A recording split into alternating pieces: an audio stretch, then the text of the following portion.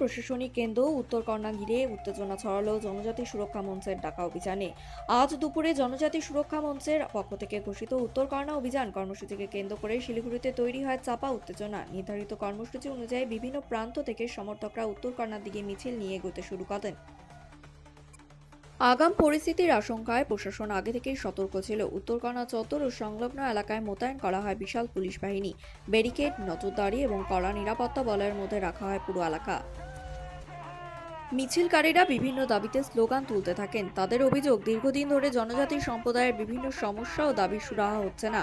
সেই দাবিগুলোই তুলে ধরতেই অভিযান কর্মসূচি বলে জানান সংগঠনের নেতৃত্ব।